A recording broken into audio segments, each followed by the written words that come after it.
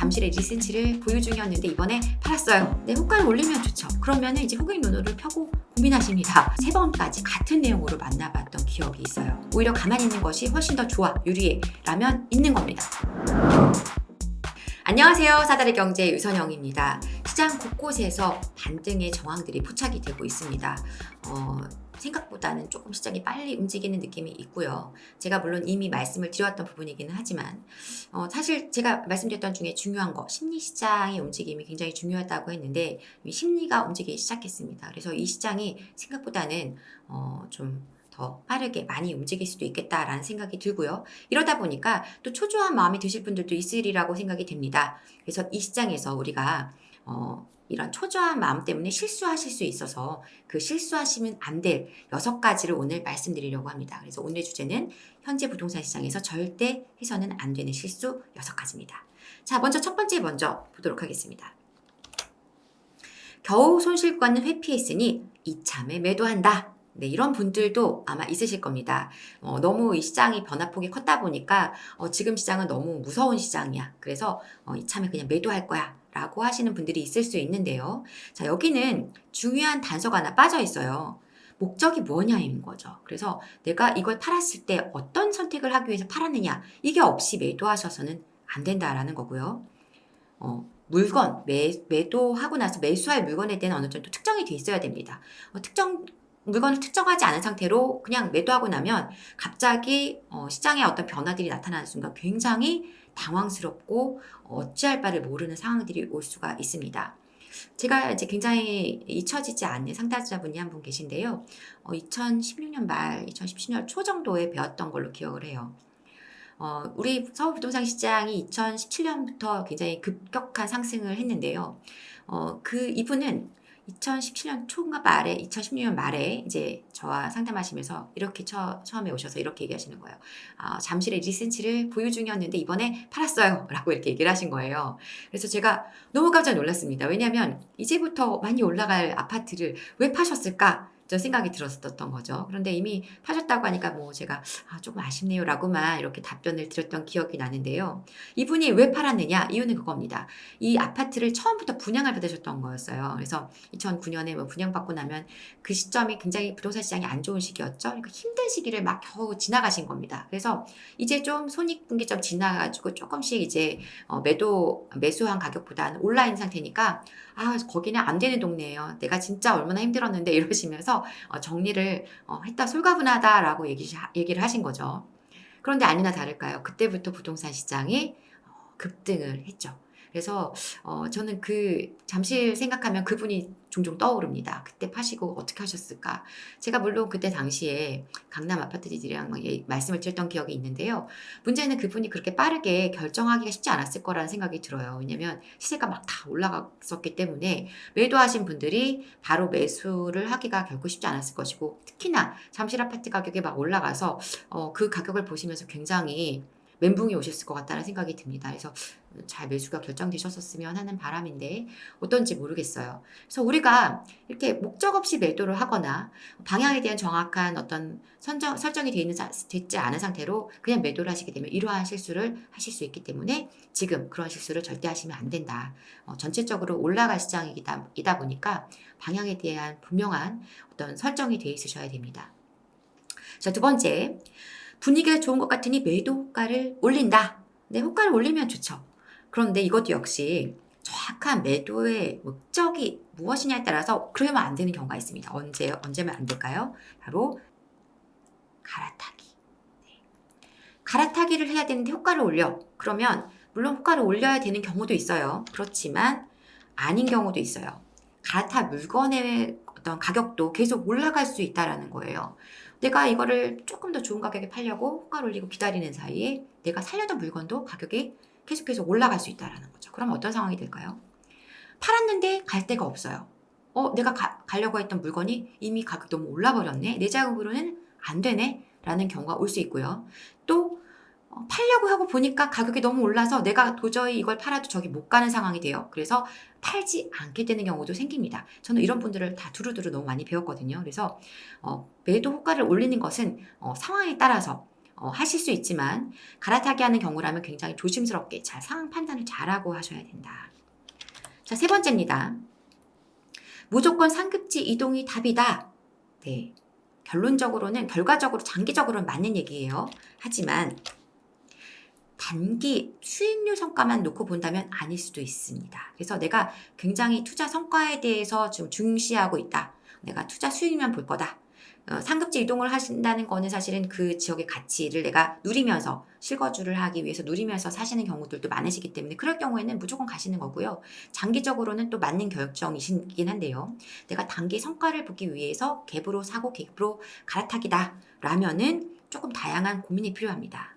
왜냐하면 내가 지금 팔려는 물건은 막 20% 30% 조정받은 가격에서 정리를 했는데 상급지 물건은 이미 거의 뭐 그 전고점 가까이 접근해 있는 물건을 사시는 경우들이 그러한 경우죠. 그렇게 되면은 팔고 났더니 내 물건이 그때부터 가격이 막 올라가는 상황이 올 수도 있거든요. 그리고 내가 산 물건은 이미 회복을 많이 했기 때문에 올라도 조금씩 올라가면서 내가 팔았던 물건보다 더 적게 단기적으로는 성과가 나는 경우도 있을 수 있습니다. 그래서 이럴 때는 어떤 물건을 내가 사려고 하는지 팔려고 하는지를 잘 보셔야 되겠고 상급지 이동을 하더라도 낙폭이 좀 커서 아직은 조정이 좀 덜 되고 있는 그 회복이 덜 되고 있는 그런 물건을 매수하시는 전략을 고민해 보셔야 되고요.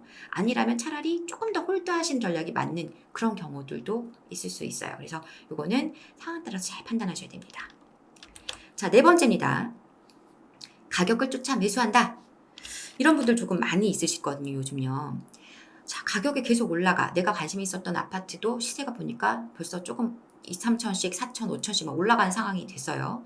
그러면은 이제 호갱 노노를 펴고 고민하십니다. 네, 내가 가능한 물건이 뭐가 있을까? 나는 이쪽에 사니까 여기를 좀 보다 보니까 찾아가다 보면은 여기 4억대도 살 수 있는 매물이 있네. 여기 3억대도 살 수 있는 매물이 있네. 보신단 말이에요.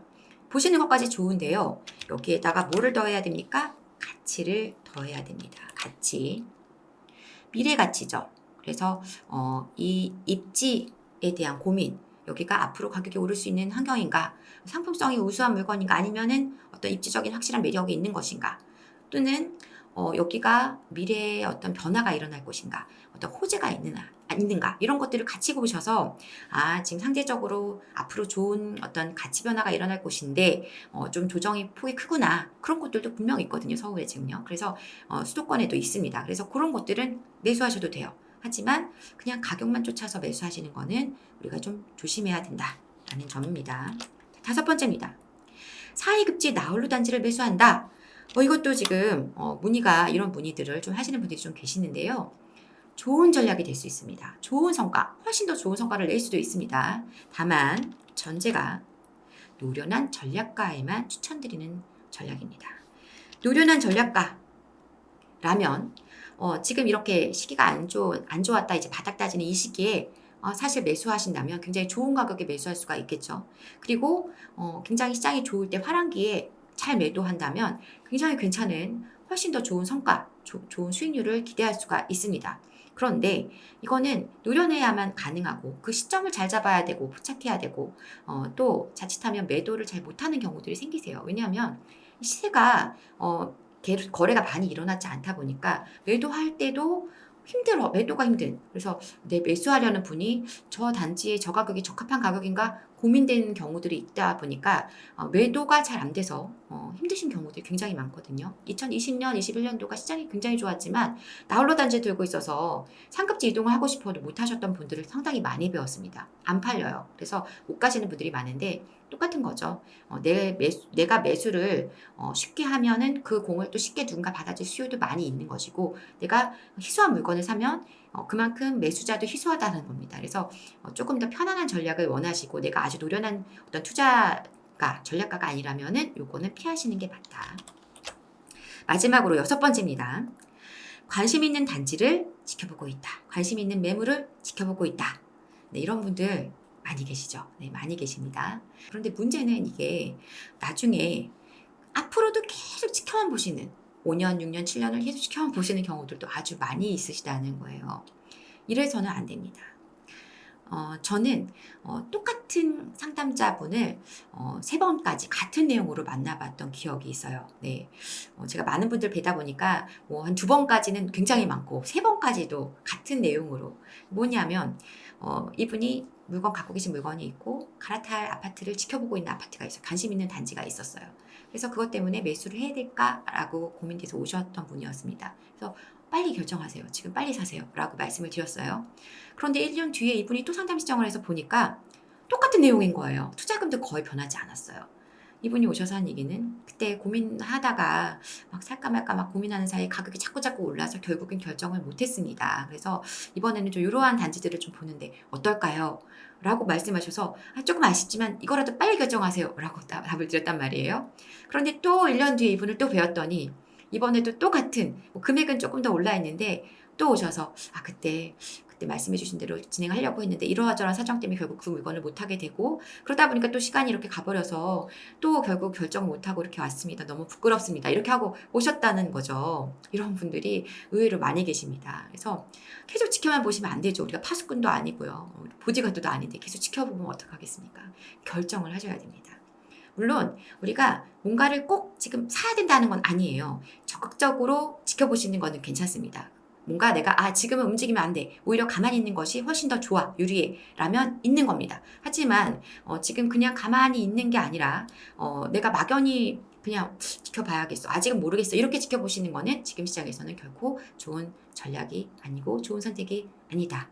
적극적으로 행동하자. 적극적으로 기다리고 적극적으로 결정하자. 이렇게 말씀드리고 싶어요. 자, 이렇게 해서 정리 한번 하겠습니다. 겨우 손실 구간 회피했으니 이참에 매도한다. 정확한 목적과 방향을 갖고 어떤 매수할 물건을 특정한 경우에 매도하시는 거고, 매도가 올리는 것도 역시 어떤 방향이 정해져 있는 경우에 갈아타기라면 좀 더 신중하게 하셔야 된다. 무조건 상급지 이동이 답이다. 그거 아니라는 겁니다. 상급지 이동하실 때에도 물건을 잘 내가 팔 물건과 살 물건의 상황들을 잘 지켜보셔야 되겠고, 어떤 경우에는 그냥 들고 있는 것이 유리할 수도 있다. 잘 판단하셔야 되겠고요. 자, 가격을 쫓아 매수한다. 가격 플러스 미래가치 같이 보셔야 된다. 상위급지 나홀로 단지를 매수한다. 아주 노련한 전략가이면 추천드리는 전략입니다. 관심 있는 단지를 지켜보고 있다. 네, 적극적으로 판단하시고 적극적으로 행동하셔야 된다. 자, 다만 지금 제가 드리는 이러한 얘기들은요, 투자의 관점에서 어떤 투자의 성과를 우리가 최대로 올리기 위한 어떤 전략적인 접근일 때입니다. 만약에 내가 실거주를 위해서 나는 나홀로 단지인데 바로 앞에 여기서 내가 출퇴근을 해야 하는 이유와 목적이 명확하신 경우에, 그리고 내가 여기를 사서 나는 실거주로 만족도가 너무 높을 물건을 사고 싶은데 라고 하신다면 당연히 그건 결정하시는 겁니다. 그런데 누구나 투자에 대한 성과에 대한 기대감이 있습니다. 나는 그냥 실거주를 하려고 샀는데 나중에 시간이 지나고 보니까 내 물건의 가치는 많이 안 변해 있는데 다른 물건의 가치는 이렇게 바뀐 걸 뒤늦게 눈 뜨시고 아시게 된 분들도 상당히 많이 보아요. 그래서 그럴 상황이라면 우리가 한 번은 내 물건의 가치에 대한 평가, 가치에 대한 어떤 생각까지를 덧붙여서 투자적인 관점까지도 고려해서 결정하시는 것이 좋지 않겠나, 그렇게 의견을 드려보고 싶고요. 지금 우리가 부동산 시장에 몸을 담고 계신 분들, 그리고 지금 뭔가 결정해서 부동산 시장에 참여자로 오시는 분들 모두가 지금 이 상황이라면 앞으로 좋은 일만 남아있고 앞으로 좋은 성과들만 대기 중이라는 말씀을 좀 드리고 싶어요. 그래서 많은 분들이 이 시장에서 좋은 성과로 꼭 좋은 결과들 얻어가셨으면 좋겠습니다. 다음에 저는 더 좋은 내용으로 다시 찾아오도록 하겠습니다. 지금까지 사달의 경제 유선영이었습니다. 여러분들 응원합니다. 감사합니다.